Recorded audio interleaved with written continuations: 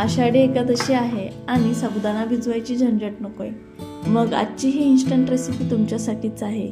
आज आपण बनवणार आहोत साबुदाणा न भिजवता झटपट तयार होणारे अतिशय कुरकुरीत उपवासाचे पराठे.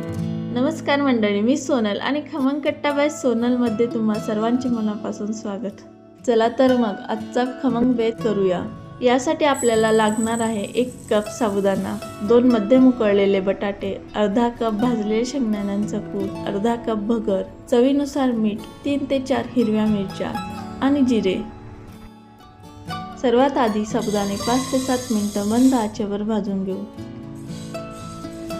बघा, साबुदाणे हलकेसे फुलले आहेत, याचा अर्थ आतून छान भाजले गेले आहेत.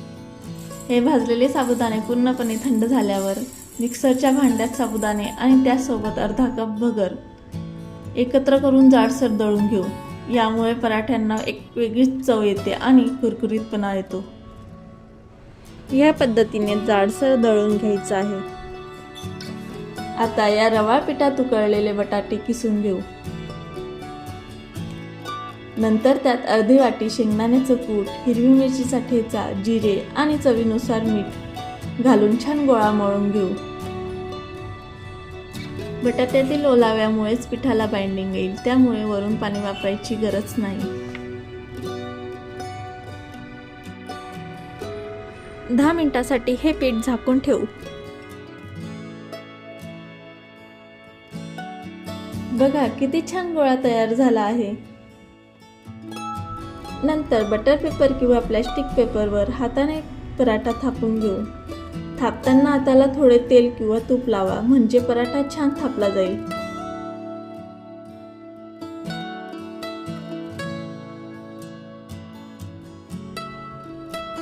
पराठा तव्यावर टाकताना तवा मध्यम आचेवर गरम असावा, यामुळे पराठा व्यवस्थित शिजतो. पराठा भाजताना कडेने तूप सोडायचं, म्हणजे तो छान खरपूस आणि कुरकुरीत होतो. आता 2 ते 3 मिनिटं झाकण ठेवून वाफेवर भाजून घेऊ. झाकण ठेवल्यामुळे पराठा आतून व्यवस्थित शिजतो आणि बाहेरून तितकाच कुरकुरीत होतो. दुसऱ्या बाजूने पण छान सोनेरी रंग येईपर्यंत भाजून घेऊ. पराठा ताव्यावरून काढल्यावर तो लगेच प्लेटमध्ये न टाकता अशा एका गाळणीत ठेवा. यामुळे खालच्या बाजूने वाफ कोंडून पराठा मऊ पडत नाही. खरंच उपवासाचा हा बेत एकदा नक्की करून बघा. आहे का नाही अगदी सोपी आणि झटपट रेसिपी. गरमागरम पराठे आणि दह्याची जोडी, वा, खूपच भारी. व्हिडिओ आवडला असेल तर लाईक, शेअर आणि खमंग कट्टा बाय सोनलला सबस्क्राईब करायला विसरू नका. पुन्हा भेटूया अशाच नवनवीन रेसिपी सोबत. तोपर्यंत खात राहा आणि आनंदी राहा.